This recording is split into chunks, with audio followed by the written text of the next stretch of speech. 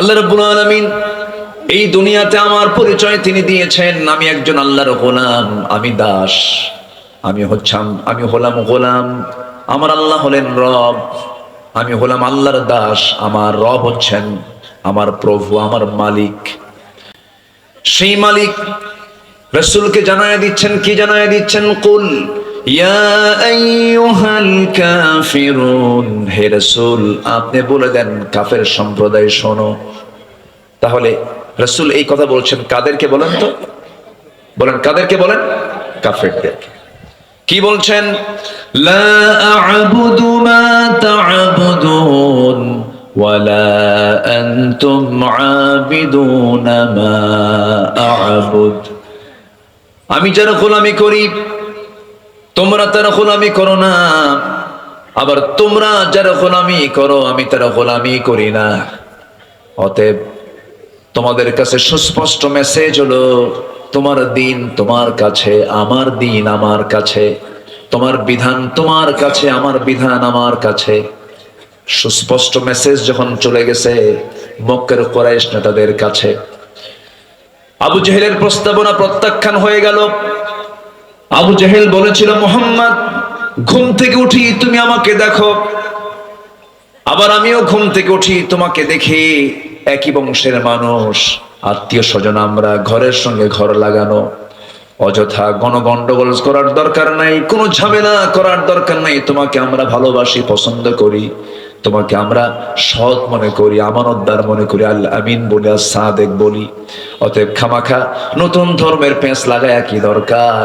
তুমি যেহেতু চাচ্ছ নতুন ধর্ম, ঠিক আছে ভালো কথা, তোমারটাও থাকুক আমারটাও থাকুক।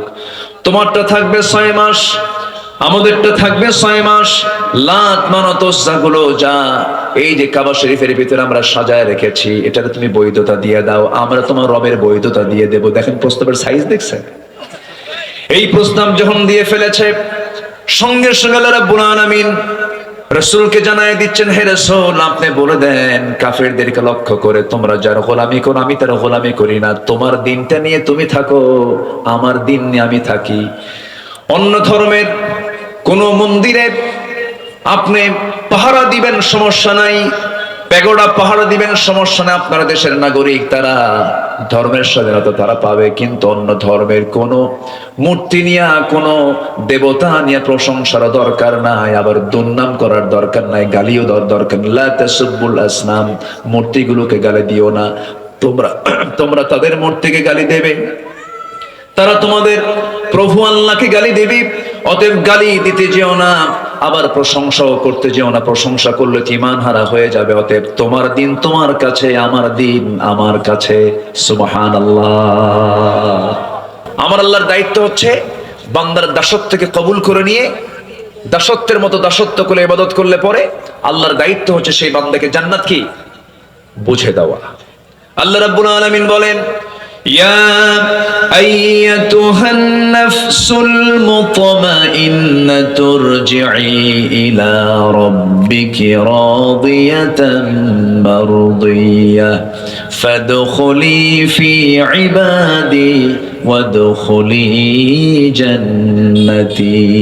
জোরে বলুন আল্লাহু আকবার।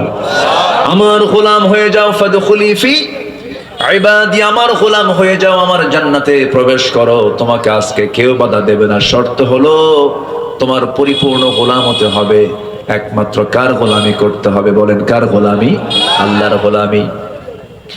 আমার ভাইয়েরা, আর সর্বশেষ আয়াত আল্লাহ রাব্বুল আলামিন ক্লিয়ার করে দিলেন, দিনের ক্ষেত্রে কোনো ভাগ বসান যাবে না। ওর দিন কিছু মানবো, আমার দিন কিছু মানবো, তা হবে না। একটা মুসলমান ডাবল স্ট্যান্ডার্ড কখনো হতে পারে না। আমার দেশে বিগত 16 বছরে এক পার্লামেন্টেরিয়ান ছিলেন, ঠাকুরগা তার বাড়ি। একদিন সংসদে দাঁড়ায় বলতেছে, মাননীয় স্পিকার, আমার ছেলে বিয়ে করেছে ভারতের কলকাতায় গাঙ্গুলি পরিবারে, বউটা আমার হিন্দু, বউমা আমার হিন্দু, আমার ছেলে হলো মুসলমান। আমার ছেলে বউ যখন ঢাকায় থাকে তখন সে 5 ওয়াক্ত নামাজ পড়ে, আবার যখন সে কলকাতায় থাকে তখন সে পূজাও করে। এটাই তো ধর্মের স্বাধীনতা। দেখছেন? শয়তান কয়, আমি আর কত শয়তান, তুই আমার চেয়ে বড় শয়তান। তাহলে একজন ব্যক্তি ঢাকায় থাকলে সে নামাজ পড়বে, আর কলকাতায় গেলে কি করবে? পূজা করবে। আর এটার আবার ব্যাখ্যা জায়েজ করতে নেই। এই আয়াতটা সাবেক প্রধানমন্ত্রী বলেছিলেন, লাকুম দীনুকুম ওয়ালিয়া দ্বীন, বুখারী শরীফের 40 পারায় আসছে। কি কথা কি বুঝতেছেন? আয়াত ঠিকই কইছে, কিন্তু কোরআন শরীফ না হাদিস শরীফ কইছে? হাদিস বানায় ফেলছে। কিন্তু এটা কি হাদিস শরীফ না কোরআন শরীফ? কোরআন মাজিদ, কোরআনে কারীম আল্লাহ রাব্বুল আলামিন এই মেসেজ দিয়েছেন, তোমার দিন তোমার কাছে, আমার দিন আমার কাছে। আমার বন্ধুগণ, কান লাগান, সময় অল্প, একটু মনোযোগ দিয়ে শুনবো। দুটো শব্দের ব্যবহার এই কোরআন এই সূরার মধ্যে বেশি হয়েছে। একটা হলো ইবাদাহ, আর একটা হচ্ছে শেষে হলো দিন শব্দটা আসছে। দিনের ব্যাখ্যা যদি দিতে যাই, 19টা অর্থ খুঁজে পাওয়া যায়। দিন মানে হলো বিচার দিবস, দিন মানে হলো জীবন বিধান। দিনের অনেকগুলো অর্থ, অনেকগুলো শব্দের অনেকগুলো অর্থ বিভিন্ন জায়গায় বিভিন্ন শব্দ এসেছে। যেমন এখানে এসেছে লাকুম দীনুকুম ওয়ালিয়া দ্বীন, আবার দিন শব্দটা আরেক জায়গায় আসছে। এই সবাই বলুন, আর রহমানির রহিম মালিকি ইয়াউমিদ্দিন ইয়্যাকা না'বুদু ওয়া ইয়্যাকা নাস্তাঈন। জোরে বলুন আল্লাহু আকবার। আমার বন্ধুগণ, এখানে দিন মানে হলো জীবন বিধান, দিন মানে হলো একমাত্র দিন ইসলাম। ইসলাম ছাড়া অন্য কোনো কিছু দিনকে গ্রহণ করা যাবে না। আমি মুসলিম, আমাকে দিন লালন করতে হবে। সেই দিনটা থাকতে হবে এক জায়গায় না সব জায়গায়? আমার দেশে কি সব জায়গায় আছে নাকি? সব জায়গায় আছে, নামের সাথে আছে। শহীদুল ইসলাম, মফিদুল ইসলাম, মিজানুল ইসলাম, আরিফুল ইসলাম, ইসলামের শেষ নাই। কিন্তু নিজের নামের সাথে ইসলাম আছে। মুজাহিদুল ইসলাম কমিউনিস্ট পার্টির নেতা, আছে কিনা? আছে কিনা? আছে কিনা বলেন? নাম হলো মুজাহিদুল ইসলাম, ওইদিকে কমিউনিস্ট পার্টির তিনি নেতা। কিন্তু না, আমি মুসলমান, আমার সঙ্গে ইসলাম থাকতে হবে। ব্রাহ্মণের ছেলে ব্রাহ্মণ হতে পারে, খ্রিস্টানের ছেলে খ্রিস্টান হতে পারে, বৌদ্ধের ছেলে বৌদ্ধ হতে পারে, কিন্তু মুসলমানের সন্তান মুসলমান হতে পারে না যদি তার মধ্যে ইসলাম না থাকে। ইসলাম থাকতে হবে 16 আনা। এই জন্য সেই দাসত্ব, সেই ইবাদত যদি আমি করতেও যাই, ইবাদত কবুলের কিছু শর্ত আছে। সেই শর্তটা হলো, ইবাদত কবুলের জন্য শর্ত হলো 10টা শর্ত। বলেন কয়টা শর্ত? 10টা শর্ত। শর্ট করে বলছি আমি, একটু মনোযোগ দিয়ে সবাই শুনবেন।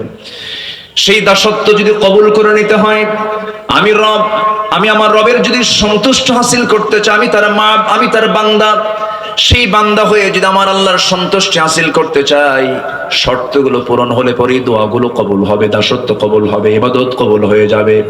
1 নাম্বার শর্ত হলো, যত মুনাফিকি আছে সমস্ত মুনাফিকি জীবন থেকে ধুয়ে মুছে সাফ করতে হবে। মুনাফিক তো আমার দেশে নাই। আমার দেশে মুনাফিক আছে? মুনাফিক আছে আমার দেশে? আচ্ছা, মুনাফিক আছে কিনা একটু সবাইকে বলে ফেলি, বলুন তো।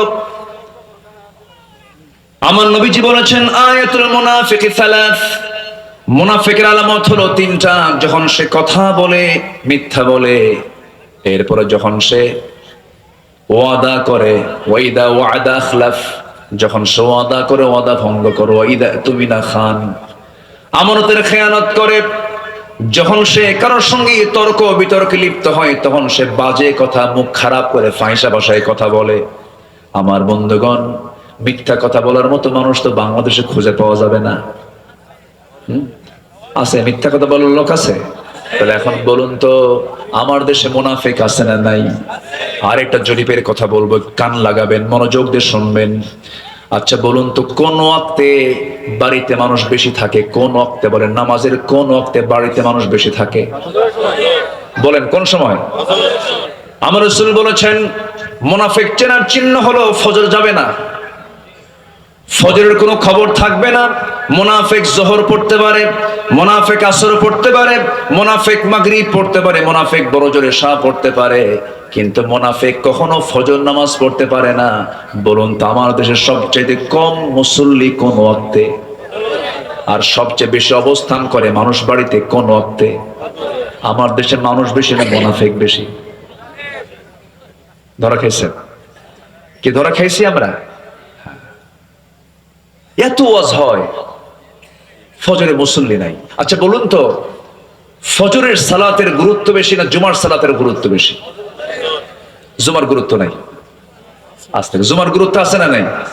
আছে। দুটাই ফরজ, দুটাই ফরজ, কিন্তু ফজরের আল্লাহ রাব্বুল আলামিন বিশেষ ফজিলত দিয়েছেন। 65টা এক্সট্রা ফজিলত আছে ফজর নামাজের, 65টা। ফজরের 2 রাকাত সুন্নাত নামাজ, রাকাতাই সালাতুল ফজর খায়রুম মিনাদ দুনিয়া ওয়া মা ফিহা। ফজরের 2 রাকাত সুন্নাত এত দামি যে আল্লাহ তাআলা বলেছেন খায়রুম মিনাদ দুনিয়া ওয়া মা ফিহা, দুনিয়া এবং দুনিয়ার মাঝে যা আছে তার চাইতে বেশি দাম হলো ফজরের 2 রাকাত সুন্নাতের দাম। তাহলে এখন বলুন,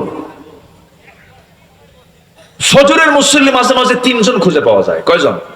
3 জন। কে কে? ইমাম, মুয়াজ্জিন আর খাদেম। যদি 3টার চাকরি না থাকতো 3টা থাকতো।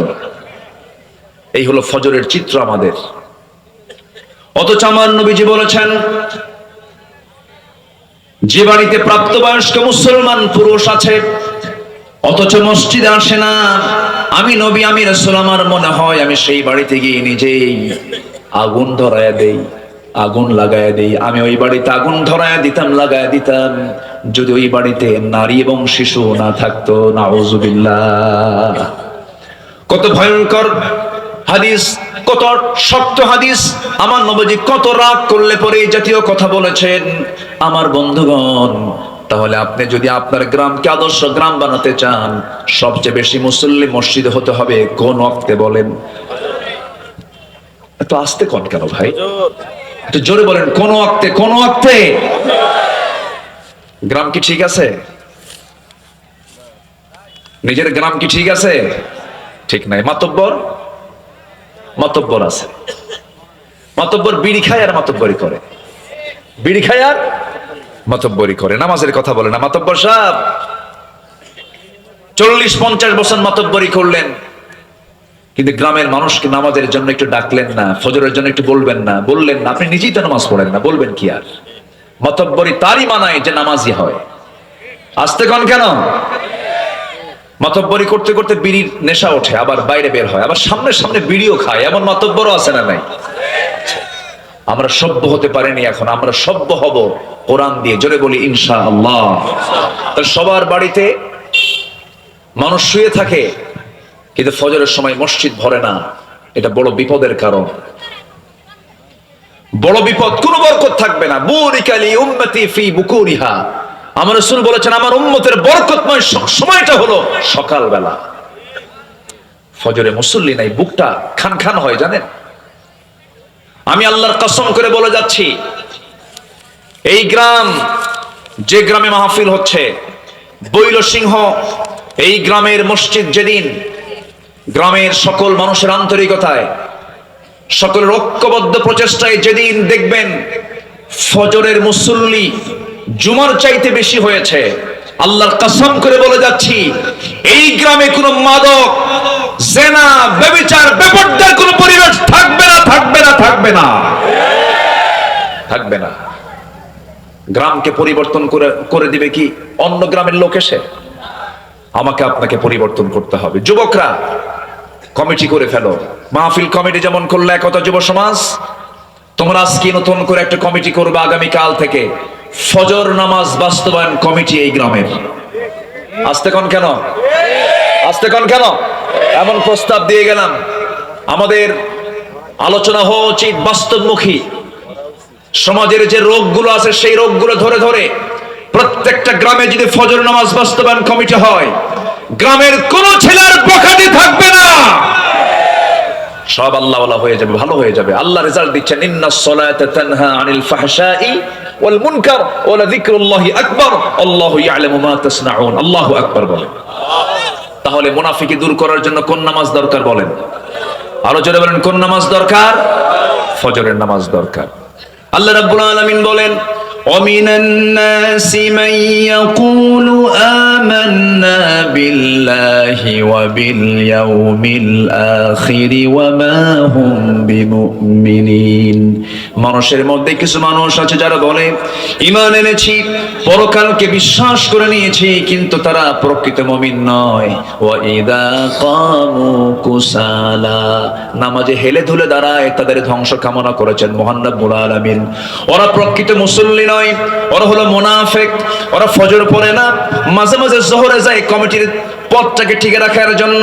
ফাওয়াইলুল লিল মুসাল্লিন আল্লাযীনা হুম আন সালাতিহিম সাহুন আল্লাযীনা হুম ইউরাউনা ওয়া ইয়ামনাউনাল মাউন। জোরে বলুন আল্লাহু আকবার। ওই সমস্ত মুসল্লির ধ্বংস, ওই সমস্ত মুনাফিক মুসল্লির ধ্বংস যারা অবহেলা করে নামাজ পড়ে, লোক দেখানো নামাজ পড়ে, প্রয়োজনীয় ব্যবহৃত জিনিসগুলো দেয় না। প্রতিবেশী চলে গেছে, দাটা দাও তো দাটা দেয় না, কাশি দাও তো কাশি দেয় না। এমন প্রতিবেশী মনে হয় বাগমারায় নাই? আসতে বলবেন না, আছে না নাই বলেন। প্রতিবেশীকে যে কষ্ট দেবে আল্লাহ তাকে জান্নাত দেবেন না। আমার রাসূল বলেছেন, আমার উম্মতের যদি কষ্ট না হতো প্রতিবেশীকে আমি সম্পত্তির ওয়ারিস বানায় দিতাম। ওয়ায়ামনাউনাল মাউন। আমার বন্ধুগণ, অনেক লোক আছে দেখবেন যে প্রতিবেশীর সঙ্গে একটু গন্ডগোল হয়ে গেছে, তার ঘরটা, তার ঘরের পেছনে রাস্তা নাই, তার জায়গা দিয়ে যেতে হয়।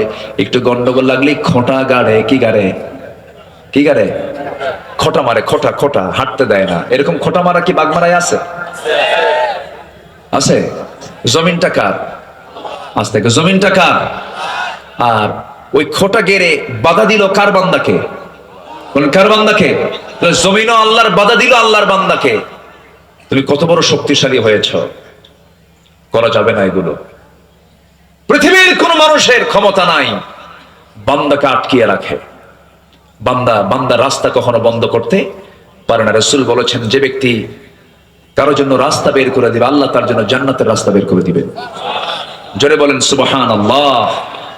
আমি কোরআন চর্চা করে যতটুকু বুঝেছি, আমি যতটুকু ভাঙ্গা চড়ে, এলেম কালাম তো তেমন নাই, মানুষ আমার ডাকে শুধু বসায় দেয় বড় জায়গায়, কিন্তু সেই বড় জায়গার যোগ্যতা আমি রাখি না। আমি আব্দুল্লাহ আমিন, খুবই ছোট্ট নগণ্য আদনা একজন গোলাম।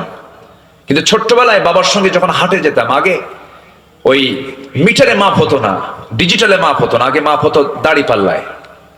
তো দাড়িপাল্লার বাটখারা গুলো, মেলা গুলো থাকতো। সবচেয়ে বেশি বড় ওজন যেটা 10 কেজি, নিচে 5 কেজি, তার উপরে 2.5 কেজি, তার উপরে 2 কেজি, তার উপরে 1 কেজি, তার উপরে 1000 গ্রাম, তার উপরে 500 গ্রাম, তার উপরে এরপরে 200 গ্রাম, 100 গ্রাম, 50 গ্রাম, 25 গ্রাম।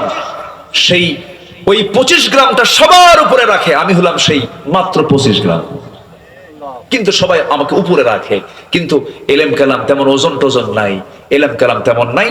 কিছু কথা বলি, আল্লাহর কসম, দিল থেকে কথা বলার চেষ্টা করি। দয়া করে ফজর নামাজ কেউ ছাড়বেন? ফজর নামাজ ছাড়লে সে কিসের কাতারে চলে যাচ্ছে বলেন? বলেন কিসের কাতারে চলে যাচ্ছে? তাহলে আমরা কাফিরুন হব, মুনাফিকুন হব না মুমিনুন হব? বলেন। তাহলে আজকে কোন সূরা শুনতেছি? কাফিরুন কি কাফের হওয়ার জন্য শুনতেছি? কি হওয়ার জন্য? মুমিন হওয়ার জন্য। আমার বন্ধুগণ, একটু মনোযোগ দিয়ে কথাগুলো শুনুন। আমি কেন আল্লাহর গোলামি করব না? আল্লাহ আমাকে কোনো কিছু দিতে তো কৃপণতা করেন নাই, যা দরকার তাই দিয়েছেন। চোখের জায়গায় চোখ দিয়েছেন, কানের জায়গায় কান দিয়েছেন, নাকের জায়গায় নাক দিয়েছেন, হাড়ের জায়গায় হাড় দিয়েছেন, হাতের জায়গায় হাত দিয়েছেন, পায়ের জায়গায় পা দিয়েছেন। মাথার চুল থেকে শুরু করে নিয়ে আপার গোড়ালি পর্যন্ত একটু তাকায় দেখেন তো, আমার আল্লাহ আমাকে আপনাকে দিতে কি কোথাও তিনি কিছু বাদ রেখেছেন? রাখছেন? কিছু বাদ রাখছেন? তা আমি বাদ রাখি কেন? ফজর নামাজ কেন বাদ দেই? আমাকে বাদ রাখা যাবে না। এই চোখ, এই নাক এবং এই গলা এবং এই কান, পদ্মা, মেঘনা, যমুনা যত বড় তার চাইতে বড় বানায় দিয়েছেন। যেরকম সুবহানাল্লাহ। এই চোখের মধ্যে আল্লাহ পাক কত কি দিয়েছেন। প্রতি মিনিটে মানুষ গড়ে 15 থেকে 20 বার পলক ফেলে। এই পলক শুধু পড়েই না, প্রতিটা বার পড়ার সময় অস্ত্র থেকে লিকুইড ছড়িয়ে দেয় পুরো চোখে। এর ফলে চোখ থাকে আর্দ্র, ধুলাবালি, ক্ষতিকর জীবাণু থেকে মুক্ত। পলক হলো চোখের প্রাকৃতিক ওয়াইফাই, যা ঘুমের মধ্যেও চোখের সুরক্ষা নিশ্চিত করে। প্রতিদিন আমাদের চোখে গড়ে 1 মিলিলিটার অস্ত্র তৈরি হয়, যা স্বচ্ছ অথচ অত্যন্ত কার্যকর এক তরল পদার্থ। এই অস্ত্রের মধ্যে থাকে লাইসোজাইম নামের এক প্রাকৃতিক অ্যান্টিবায়োটিক, যা চোখকে ব্যাকটেরিয়ার আক্রমণ থেকে রক্ষা করে। যখন হৃদয় বেদনায় ভরাক্রান্ত অথবা আত্মা আল্লাহর ভয়ে ভালোবাসায় কাঁদে, তখন চোখ থেকে অস্ত্র গড়িয়ে পড়ে। সেই অস্ত্রগুলো আবার চোখের বাইরের অংশের পুষ্টি অক্সিজেন সরবরাহ করে, কারণ চোখের কর্নিয়াতে রক্তনালী থাকে না। তাই চোখের জল চোখকে রক্ষা করে শুকিয়ে যাওয়া, ক্ষয়, ব্যাকটেরিয়ার সংক্রমণ থেকে। আল্লাহু আকবার বলা যাবে না ভাই? যেরকম আল্লাহু আকবার। এই যেখানে কয়েকশো ক্যামেরা আছে, এই ক্যামেরার যেমন চোখ আছে, এ আমাকে ধারণ করছে, আমাকে ক্যাচ করছে, আমাকে ধারণ করে এ থেকে সাপ্লাই দিচ্ছে। আমাদের চোখে, দু চোখে, প্রত্যেক ব্যক্তির দু চোখে প্রায় 27 কোটি 40 লাখ ফটো রিসেপ্টর নামক নিয়োজিত শ্রমিক আল্লাহর হুকুমে 24 ঘন্টা কাজ করছে। 27 কোটি 40 লাখ, 27 কোটি 40 লাখ। যখন আলো আপনার চোখে গিয়ে পড়ছে, যখন ফটো রিসেপ্টর কাছে চলে যাচ্ছে, তখন ফটো রিসেপ্টর সেটাকে প্রসেসিং করে আপনার অপটিক নার্ভে পৌঁছে দিচ্ছে। সেখান থেকে ইলেকট্রিক ইম্প্যালেন্সের মাধ্যমে সেটা আমাদের ব্রেইনের অক্সিপিটাল ল্যাবে চলে যাচ্ছে। ফলে আমরা দেখতে পাচ্ছি। এই অপটিক নার্ভের কথা শুনলাম আমরা, শুধুমাত্র এখানেই 60 থেকে 70 লক্ষ তারের মতো ফাইবার চোখের পিছনে আল্লাহ পাক রেখে দিয়েছেন। যেরকম সুবহানাল্লাহ। কে দিয়েছেন? আল্লাহ বলছেন আলাম নাজআল লাহু আইনাইন ওয়া লিসানান ওয়া শাফাতাইন। আল্লাহু আকবার বলে। কান দিয়েছেন কে? কানের মধ্যে ময়লা থাকে না? এই ময়লাকে কি বলে? খোল। গরু খায় এই খোল, সে খোল না, এটা ময়লা, ইয়ারক্স। এই ময়লাটা কাজের ময়লা, এটা অকাজের ময়লা না। যখন কোনো বিয়ারিং যদি জাম লেগে যায়, কোনো চাকার বিয়ারিং জাম লেগে যায়, তখন মিস্ত্রিরা কি করে? গিরিজ দেয়। কি দেয় বলেন তো? গিরিজ অথবা কোনো মোবিল দিয়ে এটাকে প্রসেসিং করে জংটাকে দূর করার জন্য চেষ্টা চালায়। ঠিক তেমনি আমার কানের ভিতরে আল্লাহ পাক যে ময়লাগুলো দিয়েছেন, এটা হচ্ছে আমার কানের গিরিজ। এটাকে ঠিক রেখেছেন। এটার স্বাদ কেমন? এটা কেমন? এটা কি মিষ্টি লাগে না কি লাগে? কি খান নাই? আজকে যা চেক করবে। কানের যে ময়লা, এটা হচ্ছে তিক্ত। আপনি ঘুমিয়ে পড়েছেন, নিস্তেজ, নিথর দেহ পড়ে আছে। আল্লাহুম্মা বিসমিকা আমুতু ওয়াহইয়া, মরে গেছেন আপনি ঘুমের মধ্যে। কানের মধ্যে যদি কোনো আসুক, জি আলহামদুলিল্লাহ, কানের মধ্যে যদি কোনো কি বলে পিঁপড়া যদি ভুল করে চলে আসে, সেই সময় ওই সমস্ত কানের যে ময়লাটা তিক্ত, ওর মুখে যখন লেগে যায়, সঙ্গে সঙ্গে সে বলে যে আমি ভুল জায়গায় চলে আসছি, বের হয়ে চলে আস। আর যদি মিষ্টি হতো, সব ময়লাগুলো, সব পিঁপড়াগুলো জমা হতো কোথায় গিয়ে? কানে গিয়ে জমা হতো। তাহলে এই কানকে সেভ করলেন কে? আসতে বললেন না, কে সেভ করলেন? কে সেভ করলেন? আল্লাহ করলেন। আল্লাহ বলছেন ইন্নাস সামআ ওয়াল বাসারা ওয়াল ফুআদ কুল্লু উলাইকা কানা আনহু মাসউলা। শ্রবণ শক্তি, দৃষ্টি শক্তি, অন্তর শক্তি আমি দিয়েছি, সব ব্যাপারে জিজ্ঞাসা করব আমি আল্লাহ রাব্বুল আলামিন একদিন। অতএব আমার এই কানকে অবশ্যই তার নিয়মেই চালাতে হবে যিনি আমার কান দিয়েছেন। তিনি কে? আল্লাহ তাআলা। আজকের মাহফিলের একজন মেহমান এসেছেন, জনাব আব্দুল বারী সাহেব, না? আলহামদুলিল্লাহ। জি বসুন। আল্লাহ তুমি তার হায়াতে বারাকা দান করো। জোরে বলি আল্লাহুম্মা আমিন। আরো জোরে আল্লাহুম্মা আমিন। আমার দিকে তাকান সম্মানিত ভাইয়েরা। তাহলে আমার দায়িত্ব হচ্ছে জীবনের সকল জায়গায় কার ইবাদত করা বলেন তো? আসতে বলুন, কার ইবাদত করা? আর সেই ইবাদত কবুলের জন্য 10টা শর্তের 1 নম্বর শর্ত হলো আমরা মুনাফিকি বাদ দেব। জোরে বলি ইনশাআল্লাহ। নাম্বার 2 হলো সকল ইবাদত কবুল হয়ে যাবে, নামাজে অলসতা ত্যাগ করতে হবে, অলসতা বর্জন করতে হবে। আল্লাহ রাব্বুল আলামিন বলছেন, বান্দারে আমার জান্নাত পেতে হলে অলসতা পরিহার করে তোমাকে কেমন নামাজ পড়তে হবে? ওয়াল্লাযীনা হুম আলা সালাওয়াতিহিম ইউহাফিযুন উলাইকা হুমুল ওয়ারিসুন الذين يرثون الفردوس هم فيها خالدون। জোরে বলুন আল্লাহু আকবার।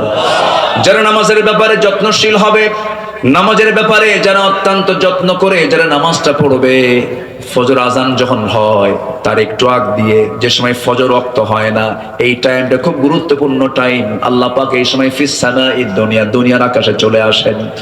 আলা মিন মুস্তাগফিরিন ফাগফির লাহ কোন ক্ষমা প্রার্থী আছে আমার কাছে ক্ষমা চাবে, মাফ করে দেব। ওই সময় ঠিক ওই সময়টা আবার শয়তানও চলে আসে বান্দার শিয়রে, এসে বলে আলাইকা লাইলুন তাওয়িল, আলাইকা লাইলুন তাওয়িল, তোমার জন্য রাত বড় লম্বা, ঘুমাও ঘুমাও। ওই মাথার চুলের মধ্যে সে তার নখ ঢুকায় দেয়, তার আঙ্গুল ঢুকায় দেয়, বলে ঘুমাও ঘুমাও। ওই সময় শয়তান তিনটা গিট মেরে যায়। ওই তিনটা গিট যদি কেউ ছুটাতে চাও, রাসূল বললেন তিনটা আমল করবে, সেই সময় তোমার আমল হলো মুনাফিকের কাতার থেকে তোমার নামটা যদি মিশে নিতে চাও, ওই সময় তোমার তিনটা কাজ, তিনটা গিট ছুটাবে, তিনটা কাজের মধ্য দিয়ে, তিনটা আমলের মধ্য দিয়ে নাম্বার 1 হলো নিজের পিঠটা বিছানার সঙ্গে থেকে তুমি উঠায় নিবা, পৃথক করে ফেলবে, 1 নাম্বার গিট চলে যাবে। নাম্বার 2, নামাজের নিয়তে ওযু বানাবা, তোমার 2 নাম্বার গিট ছুটে চলে যাবে। এরপরে নামাজের নিয়তে তুমি ওযু বানায়া মসজিদের দিকে রওনা দেবে, কদমে কদমে নেকি লেখা শুরু হয়ে যাবে, নামাজে দাঁড়াবে, নামাজটা আদায় হয়ে যাবে। 24 ঘন্টা শয়তান তোমার কাছে আসার সাহস পাবে না। জোরে কোন সুবহানাল্লাহ। আমার বন্ধুগণ, নামাজটার ব্যাপারে আমরা যত্নশীল হব, জোরে বলি ইনশাআল্লাহ, আরো জোরে বলি ইনশাআল্লাহ। নামাজের মধ্যে মজা পেতে হবে। দুজন সাহাবী আব্বাদ এবং আম্মার, নবীজি দুজনকে সীমানার প্রহরায় নিয়োগ দিয়েছেন। রাত 2টার দিকে, শেষ রাত্রির দিকে ঘুমিয়ে পড়েছেন। আম্মার ঘুমিয়ে পড়েছেন, আব্বাদ বলছেন ভাই খামাখা দাঁড়ায় থেকে লাভ কি, উনি ঘুমিয়ে পড়েছেন, আমি নামাজে দাঁড়ায় যাই। নামাজে দাঁড়ায় গেলেন, তাহাজ্জুদ পড়ছিলেন, শত্রু তাকে টার্গেট করেছে, দূর থেকে তীর মেরেছে, নামাজরত অবস্থায় তার ডান পায়ে লেগেছে, নামাজ ছাড়েন না। ওই অবস্থায় তিনি রুকু করলেন, সিজদা দিলেন। দ্বিতীয় রাকাতে আবার দাঁড়ান, আরেকটা তীর মেরে দিয়েছে, বাম পায়ে লেগেছে, 2 পা রক্তাক্ত হলো। রক্তের ফিঙ্কেটায় গিয়ে ঘুমন্ত সাহাবী আম্মারের গায়ে লাগার সঙ্গে সঙ্গে ঘুম থেকে জাগা পেয়ে বলছেন আব্বা কি করো, শত্রু তোমাকে টার্গেট করে ফেলেছে। কোনো কথা বলছেন না, রুকু করলেন, সিজদা দিয়া সালাম ফিরে বলছেন ভাই আমি তো অনেক আগেই টের পেয়েছি, কিন্তু আমি আমার সালাতের ভিতরে এত স্বাদ পাচ্ছিলাম, এত মজা পাচ্ছিলাম, আমার কাছে মনে হচ্ছিল 2টা তীর আমার পায়ে লেগেছে, আরেকটা তীর যদি আমার বক্ষ ভেদ করে যদি আমার জীবনটাও চলে যেত, আমি আমার প্রাণের নামাজ, আমি আমার মহব্বতের নামাজ, আমি আমার আল্লাহর সঙ্গে কথা বলা বাদ দিতাম না। জোরে কোন সুবহানাল্লাহ। নামাজের মধ্যে মজা পাওয়ার দরকার আছে না নাই? ইবাদত কবুলের জন্য 10টা শর্ত। মুনাফিকি বাদ দেব, নামাজ অলসতা বাদ দিয়ে দেব। নাম্বার 3 হলো আল্লাহ রাসূলের সঙ্গে চরম অবাধ্যতা, সীমা লঙ্ঘন যদি কেউ করে তার কোনো ইবাদত কবুল হবে না। ওয়া মাইয়াসিল্লাহা ওয়া রাসূলাহু ওয়া ইয়াতাআদ্দা হুদুদাহু ইউদখিলহু নারান খালিদান ফিহা ওয়া লাহু আযাবুন মুহিন। জোরে বলুন আল্লাহু আকবার। আল্লাহ এবং রাসূলের নাফরমানি করবে যারা, সীমা লঙ্ঘন করবে যারা, আল্লাহ তাকে আগুনে প্রবেশ করাবেন, সে স্থায়ী হবে, তার জন্যই রয়েছে অপমানজনক আযাব। সূরা নিসা আয়াত নাম্বার 14। এই জন্য অবাধ্যতা হওয়া যাবে না, অবাধ্য হব না। আমরা সবাই একমাত্র বাধ্য হব যার, তিনি আমার কে। আসতে বলবেন না, তিনি আমার কে, বলেন আল্লাহ। কি বাধ্যগত সাহাবী ছিলেন, ঈমানটাকে লালন করেছেন। কি পরিমাণ ঈমানের গভীরতা থাকলে পরে, কি পরিমাণ ঈমানের অবিচলতা থাকলে পরে দুনিয়ার সবকিছু উজাড় করে দিয়েছেন, সবকিছু ছেড়ে দিয়ে তার ঈমানটাকে লালন করেছেন, নবীর আনুগত্য করেছেন, আল্লাহর আনুগত্য করেছেন। এই মুহূর্তে একজন সাহাবীর কথা মনে হয়ে গেল। মক্কা এবং মদিনার ঠিক মাঝখান বরাবর তার বাড়ি। এই মক্কা মদিনার ঠিক মাঝখান বরাবর বাড়ি। ইয়াং টকবকে যুবক, বাপ জন্মের পূর্বেই মারা গেছে, জন্মের পরপরই চাচার কাছে মানুষ হয়েছেন সেই সাহাবী। নবীর দাওয়াত তার কানে গেল, কালেমা পড়লেন। চাচার কানে সংবাদ গেছে ভাতিজা কালেমা পড়েছে। সঙ্গে সঙ্গে চাচা ডাক দিয়ে বলে, তলব করে বলে, ভাতিজা শুনলাম তুমি নাকি দিন গ্রহণ করেছো। সঙ্গে সঙ্গে তিনি বলছেন দিন তো একটাই, সেটা হলো কার দিন? কার দিন বলেন?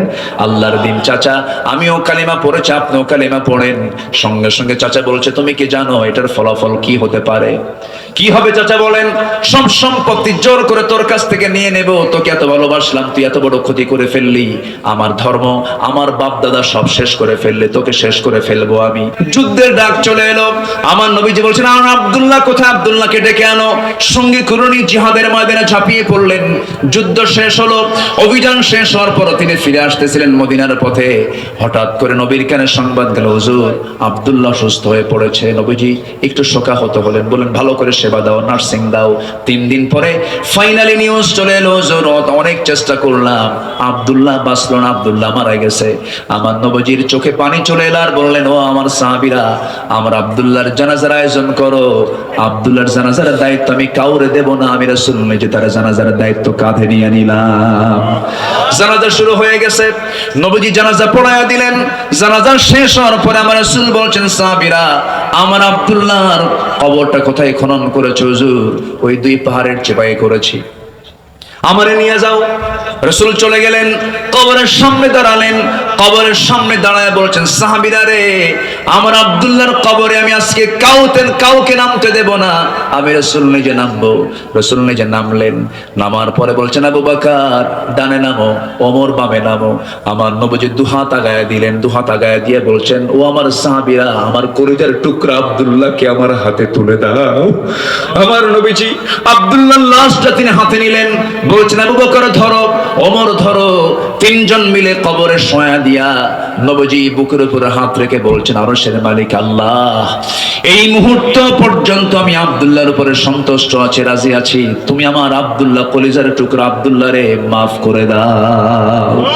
পাশে দাঁড়িয়ে থাকে একজন সাহাবী, সাদ ইবনে আবি ওয়াক্কাস রাদিয়াল্লাহু তাআলা আনহু, যে সাহাবী এত বড় আল্লাহওয়ালা ছিলেন, সমুদ্র ঝাঁপ দিয়েছেন ঘোড়া সহ, ঘোড়ার একটা পায়ের খুর পর্যন্ত ভেজে নাই। এত বড় আল্লাহওয়ালা একজন সাদ বিন আবি ওয়াক্কাস চিৎকার মেরে বলছেন, ও আকাশের মালিক আল্লাহ, আজকে আমি জীবিত সাদ যদি এই জায়গায় না দাঁড়ায় থেকে যদি ওই কবরের বাসিন্দা হতে পারতাম, জীবনটা বড় প্রসন্ন হতো, ভাগ্য আমার বড় খুলতো। কারণ যে কবরবাসীকে বিদায় জানানোর জন্য যে কবরের মধ্যে পৃথিবীর সেরা 3 জন তাকে দাফন করার জন্য নেমে যায়। আমার বন্ধুগণ, এত সম্মান, এত ইজ্জত, এত মর্যাদা বাড়ার যে মূল কারণ সেটা হলো নিঃশর্তভাবে ওই সমস্ত ব্যক্তিগুলো আনুগত্য করেছেন কার? দাসত্ব করেছেন কার? এবং একমাত্র আনুগত্য করেছেন মুহাম্মদ সাল্লাল্লাহু আলাইহি ওয়াসাল্লামের। নাম্বার 4 হলো ইবাদত কবুল হবে আল্লাহর সঙ্গে শিরক যদি না করি।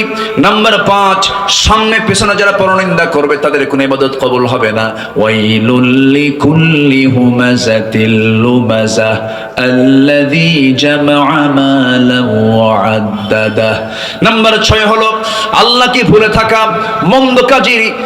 মন্দ কাজের আদেশ করা। আল মুনাফিকুনা ওয়াল মুনাফিকাতু বা'দুহুম মিন বা'দ ইয়া'মুরুনা বিল মুনকারি ওয়া ইয়ানহাউনা আনিল মা'রুফ ওয়া ইয়াকবিদুনা আইদিয়াহুম নাসুল্লাহা ফানাসিয়াহুম ইন্নাল মুনাফিকিনা হুমুল ফাসিকুন। জোরে বলুন আল্লাহু আকবার। যারা এই মুনাফিক তারাই ফাসিক। কে বলছেন? বলেন কারা বলেন। যারা মুনাফিক হয় তারা আবার কি হয়? তাহলে মুনাফিক যে হবে সে আরেকটা লকব পাবে, তার নাম কি? ফাসিক। সে কি হয়ে যাবে বলেন তো? ফাসিক। যে মুনাফিক সে আবার কি? ফাসিক হয়ে যাবে। নাম্বার 7 হলো শয়তানের যারা পদাঙ্ক অনুসরণ করবে, কোন দাসত্ব কোন ইবাদত তার কবুল হবে না। ইয়া আইয়ুহাল্লাযীনা আমানু লা তাত্তাবিউ খুতুওয়াতিশ শাইতান ওয়া মান ইয়াত্তাবিউ খুতুওয়াতিশ শাইতানি ফাইন্নাহু ইয়া'মুরু বিল ফাহশাই ওয়াল মুনকার। জোরে বলুন আল্লাহু আকবার। শয়তান আছে না নাই বলেন? আসতে বলবেন না, আছে না নাই? বাগমারা মনে হয় চেনে না। বাগমারা চেনে? শয়তান চেনে বাগমারা? শয়তান জান্নাতও চেনে। আমার আব্বা আদম এবং হাওয়াকে ফাওয়াসওয়াসা লাহুমা ফাযাল্লাহুমা শাইতান, জান্নাতে গিয়ে যদি আমার আব্বা আম্মাকে যদি ওয়াসওয়াসা দিতে পারে, তাহলে বাগমারার এই এলাকা মনে হয় শয়তান কোনোদিন আসে নাই। কি আছে কিনা বলেন? এবং তার এজেন্টও আছে না নাই? তার এজেন্ট তারাই যাদের ফজর নামাজ উঠতে কষ্ট হয়। সবাইকে ফজর পড়বেন, সবাইকে এই গ্রামে ফজর বাস্তবায়ন কমিটি বাস্তবায়ন করবেন ইনশাআল্লাহ। কারা কারা ফজর নামাজ পড়বেন, 5 ওয়াক্ত নামাজ পড়বেন, কারা কারা হাত উঁচু করে দেখান মুসলমান।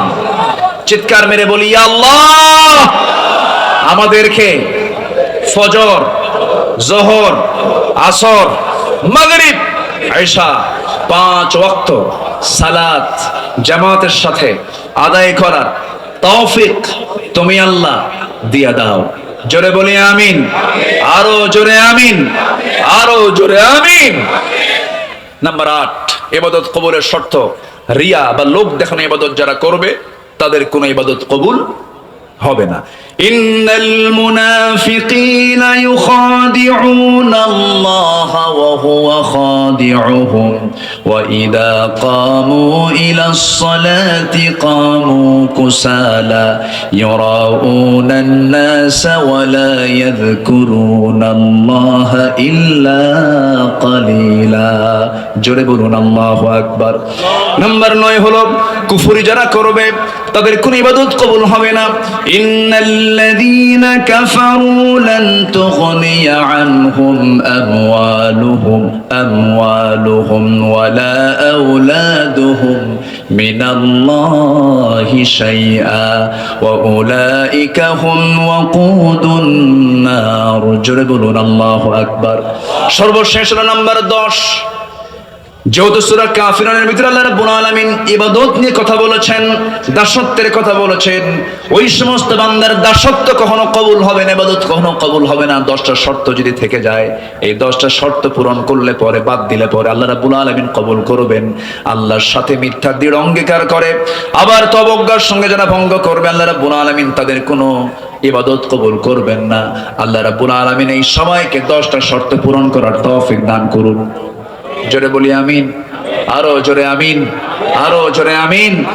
আমার মা বোন যারা আসছেন তাদের জন্য 3টা মেসেজ। নাম্বার 1, 5 ওয়াক্ত নামাজ। নাম্বার 1 কি বলেন তো, কয় ওয়াক্ত নামাজ? নাম্বার 2 হলো মেয়েরা কাজ শুরু করবে আগে না তেলাওয়াত করবে আগে? বলেন বলেন বলেন। দিন শুরু হবে কাজ দিয়া না তেলাওয়াত দিয়া? আগে নামাজ, এরপরে কি বলেন? তেলাওয়াত। যে বাড়িতে তেলাওয়াত থাকবে সে বাড়িতে কোনো রোগ শোক আসবে না। আল্লাহু আকবার বলেন। তেলাওয়াত, মেয়েদের তেলাওয়াত যে বাড়িতে আছে সেই বাড়িটা শান্তির জায়গা। যে মহিলার তেলাওয়াত দিয়ে বাড়ি শুরু হয়, যে স্ত্রীর তেলাওয়াত দিয়ে বাড়ির কাজ শুরু হয়, ওই বাড়িতে কখনো শয়তান ওয়াসওয়াসা দিতে পারে না। আল্লাহ কবুল করুন, আমল করার তৌফিক দান করুন। জোরে বলি আমিন। নাম্বার 3 হলো পর্দায় থাকা। 7টা আয়াত মিলে আল্লাহ তাআলা এই সূরার নামকরণ করেছেন। 6টা আয়াত। 6টা আয়াত মিলে আল্লাহ রাব্বুল আলামিন এই সূরার নামকরণ করেছেন হলো সূরা কাফিরুন, এবং প্রথম শব্দ থেকেই, প্রথম আয়াতের একটা শব্দকে নিয়েই এই সূরার নামকরণ করা হয়েছে। 112টি সূরার নামকরণ হয়েছে সংশ্লিষ্ট সূরার শব্দ থেকে নিয়ে। সূরা ইখলাস এবং সূরাতুল ফাতিহা, এই 2টা সূরার নামকরণ করা হয়েছে, সংশ্লিষ্ট সূরার মধ্যে ওই শব্দটা নাই। সূরা ফাতিহা, ফাতিহা শব্দ কি সূরা ফাতিহা আছে? নাই। এই জন্য অনেকে সূরা ফাতিহা পারে না কিন্তু আলহামদু পারে, অনেকে সূরা ইখলাস পারে না কিন্তু কুলহু পারে। কিন্তু এই সূরায় এই ভয়টা নাই, এই সূরার মধ্যে এই শব্দটা আছে। মুমিনদের যতগুলো বৈশিষ্ট্যের কথা আল্লাহ পাক বলেছেন, সূরা মুমিনুনে আল্লাহ পাক কমপ্লিট 7টা গুণের কথা বলেছেন। এর মধ্যে 1 নম্বর গুণ হচ্ছে নামাজ, যারা সুন্দর করে পড়বে। এরপরই হচ্ছে আল্লাযীনা হুম আনিল লাগভি মুরিদুন, যারা অনর্থক কথা থেকে নিজের জিহ্বাকে বিশ্রাম দেবে। সুবহানাল্লাহ বলবেন না? কথার ঘনত্ব যত বেশি, ভুল তত বেশি। এই জন্য আমি নিজেও ব্যক্তিগতভাবে দোয়া চাই আপনাদের কাছে। আমাদের প্রচুর কথা বলতে হয়, তো কথা বলার মাঝে যেন কোনো মিসিং, কোনো ভুল যেন মুখ থেকে না বের হয়। আল্লাহ যেন মার্জিত, প্রাসঙ্গিক এবং আল্লাহর কাছে কি জবাবদিহি করতে হবে এমন জাতীয় যেন বেহুদা বাজে কথা যেন মুখ থেকে আল্লাহ পাক না বের করে দেন। জোরে বলি আল্লাহুম্মা আমিন। সম্মানিত ভাইয়েরা, তাহলে সূরাটার নাম আজকে কি বলেন তো? কিন্তু আমরা এখানে বসে আছি কাফিরুন না মুমিনুন? বলেন, কারা বসে আছে বলেন? মুমিনুন, মানে মুমিনরা। মুমিনরা, এটাকে আরবিতে কি বলে? মুমিনুন। আর কাফির, কাফের একজন, আর কাফিরুন মানে কাফের গণ। তো মুমিনুনরা বসে আছে কাফিরুন শোনার জন্য। কি মুমিনুন বসে আছে কি শোনার জন্য? কাফিরুন শোনার জন্য। একটা বিষয় কি জানেন? নেগেটিভ জানলে পজিটিভটা মজবুত হয়। কাফেরদের চরিত্র আল্লাহ রাব্বুল আলামিন বলেন, قل يا أيها الكافرون لا أعبد ما تعبدون ولا أنتم عابدون ما أعبد ولا أنا عابد ما عبدتم ولا أنتم عابدون ما أعبد لكم دينكم ولي دين। জোরে বলুন আল্লাহু আকবার। সূরাটা নাযিল হয়েছে কোথায় বলেন? মক্কায়। বলেন বলেন কোথায় কোথায় কোথায়? মক্কায়। মক্কায় সূরাগুলোর মেজাজ একরকম, মদিনায় নাযিল হওয়া সূরাগুলোর মেজাজ আরেক রকম। মদিনায় আল্লাহ পাক এক মেজাজে আয়াতগুলো নাযিল করেছেন, সূরাগুলো নাযিল করেছেন। মক্কার যে সূরাগুলো আল্লাহ রাব্বুল আলামিন ম্যাক্সিমাম সূরাগুলো সংক্ষিপ্ত করে দিয়েছেন, কিন্তু সংক্ষিপ্ত হলে হবে কি, ছোট্ট একটা আয়াতের মধ্যে বিশাল ব্যাখ্যা আল্লাহ পাক জমা করে দিয়েছেন। এই সূরার মধ্যে ইবাদত শব্দটা এসেছে, দিন শব্দটা এসেছে। ইবাদুন শব্দটা এবং দিন শব্দটা খুব একটা মৌলিক শব্দ। আমার দেশে আবার কিছু ভোট পাওয়ার জন্য খুব প্রশংসা করে, আছে না? এরকম আছে না? নারিকেলের নাড়ু খায়। যেটা অন্যায়, অন্যায়কে অন্যায় বলবো, অন্যায়কে অন্যায় বলবো, যেটা রং সেটা রং। মা দুর্গা যা করে করুক, মা সরস্বতী যা করে করুক, মা ভগবতী যা করে করুক, আমাদের দায়িত্ব হচ্ছে সকল ধর্মের স্বাধীনতা নিশ্চিত করা। কিন্তু এর মানে এই না যে সেখানে যাই নারিকেলের নাড়ু খাওয়া। এটা আমাদের দায়িত্ব না, এটা অন্যায়, এটা ঈমান বিধ্বংসী কাজ, এটা ঠিক না। রাগ করলেন নাকি আপনারা? আমাদের হিন্দু ভাইরা আছেন আমার দেশে ভালো, কিন্তু ধর্মীয় বিষয়গুলো খুব স্পর্শকাতর। আচ্ছা বলেন তো, আমাদের জুমার নামাজে কি কোনো হিন্দু ভাইরা আসে? আসে বলেন তো? আসে। আমাদের ঈদগাহে কি তারা নামাজ পড়তে আসে? তো আপনি এরকম এত বড় ফকির কেন? হ্যাঁ, আপনার নারিকেলের নাড়ু খাওয়া লাগে? দরকার নাই। ইবাদত করবো কার? আসতে বলবেন, ইবাদত করবো কার? গোলামি কার হবে? আল্লাহর গোলামি হবে। এক জায়গায় না সব জায়গায়? এক জায়গায় না সব জায়গায়? ইবাদত মানে হচ্ছে বান্দার ইচ্ছায় কোনো কাজ হবে না। বান্দা কাজ করবে কার ইচ্ছায়, কার আইনে, কার সিদ্ধান্তে? আল্লাহর সিদ্ধান্তে বান্দা কাজ করবে।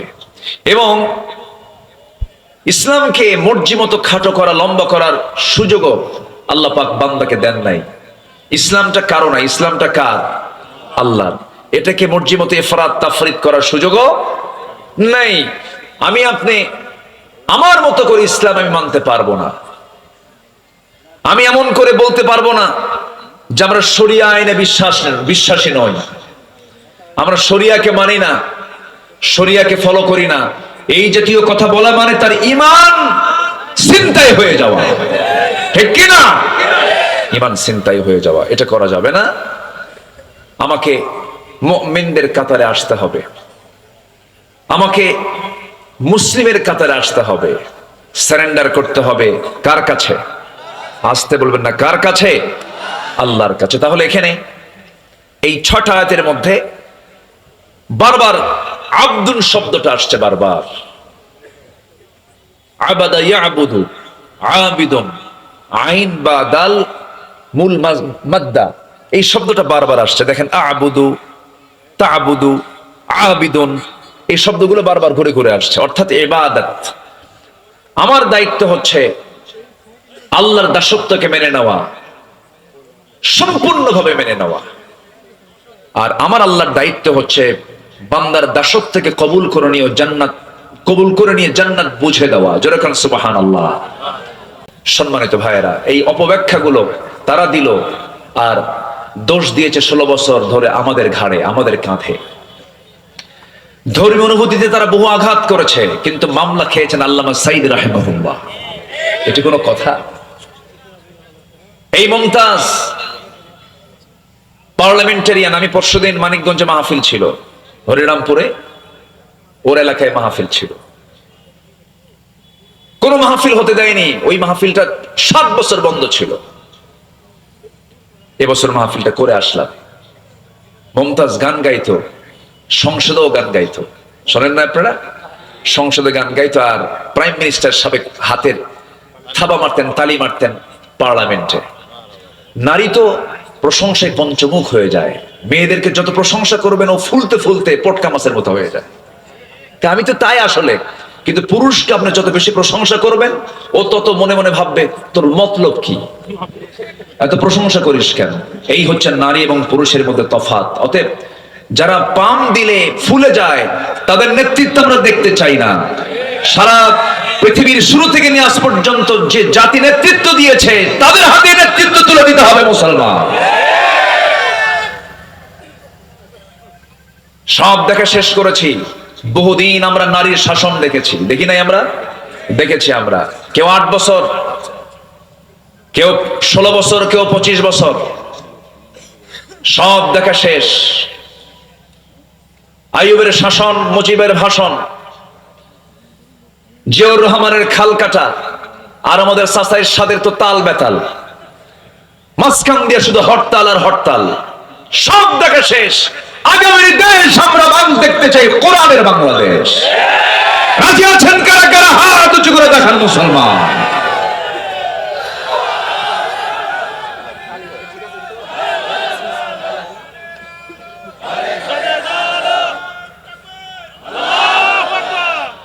আল্লাহ কবুল করুন, জোরে বলি আমিন।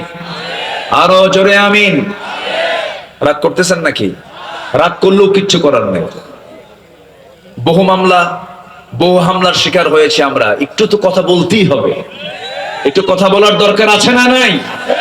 আচ্ছা, নাটোরে মাহফিল ছিল 2018 সালে। নাটোর মাহফিল শেষ করে বাড়ি ফিরলাম। ফজরের একটু আগ দিয়ে পুলিশ চতুর্দিকে ঘেরাও দিয়ে আমাকে ধরে নিয়ে চলে গেল। লোকজন একটু আসবে, আস্তে আস্তে আসবে, সমস্যা নেই। আচ্ছা, আসবে, জায়গা হয়ে যাবে ইনশাআল্লাহ। আল্লাহ সহজ করে দেন, জোরে বলি আমিন। এই সামিয়ানার ওই যে ওয়ালটা দিয়েছেন, এরপর আরো জায়গা নাই মহিলাদের, তাহলে জায়গা ছোট হয়ে গেছে। ডান সাইডে কিছু জায়গা আছে, আসবে ইনশাআল্লাহ, আসবে আসবে আসবে, সমস্যা নেই। 2018 সালে আমার দিকে তাকান। 2018 সালে নভেম্বরের মাঝামাঝি সময়ে আমাকে বাড়ি ঘেরাও দিয়ে আমাকে ধরে নিয়ে থানায় জমা করলো। আসামি একখান পাইছি। ওসি মহোদয় আমার দিকে তাকায়া, একবার তাকায়া লজ্জার আমার দিকে তাকাচ্ছে না, মাথা নিচু করে আছে। তো বললাম, ভাই ধরে আনলেন কেন? হুজুর বদ্দুয়া দিয়েন না, মাফ চান। বললাম যে মাফ চান তো ধরছেন কেন? হুজুর কি করবেন, সামনে নির্বাচন, একটু কয়েকদিন থেকে আসেন, নির্বাচন হয়ে গেলে আপনি আবার বের হয়ে আসবেন। কি সস্তা কথা। তো বললাম তাই, তো এখন কি করবেন? হুজুর হুজুর বদ্দুয়া দিয়েন না হুজুর, বাল বাচ্চা আছে, চাকরি বাঁচান তো ফরজ। আমি বললাম ইমান বাঁচান তো নফল। চালান দিয়ে দিল। কোর্টের জজ আমার দিকে তাকায় জিব্বায় কামড় মেরে বলে, এই হুজুরে ধরে আনছিল কে? ধারার দিকে তাকায় দেখে এই ধারায় জামিন দিলে আমার চাকরি ক্যান্সেল। মানে আমরা এমন দাগি আসামি যে জামিনই হবে না। দেশে এমন 12টা বাজাইছি আমরা। জামিন অযোগ্য মামলার ধারা দিয়া জেল হাজতে পাঠায় দিল। ভাবলাম যে জীবনে এই সুন্নত আদায় নাও হতে পারে, এই চান্সে ওইটা আদায় করে দিল। ঢুকলাম, মন খারাপ করিনি। ভিতরে ঢুকলাম, ভিতরে ঢোকা মাত্রই দেখে এক বুড়ো চাচা আমার দিকে তাকায় আছে। সালাম দিয়ে বলে, হুজুর আপনি জেলখানায় ঢুকছেন? খুব খুশি হলাম। তো বললাম যে আপনি খুশি হলেন কেন? কে বাবাজি মাহফিলে যাই, সামনে বসি, এত চেষ্টা করছে আপনার সঙ্গে একটাবার মুসাফা করব, চান্স মিলেই নাই। হুজুর কি সুন্দর আল্লাহ মিলাই দিল। হুজুর দোয়া করি আপনি জেলখানায় থাকেন।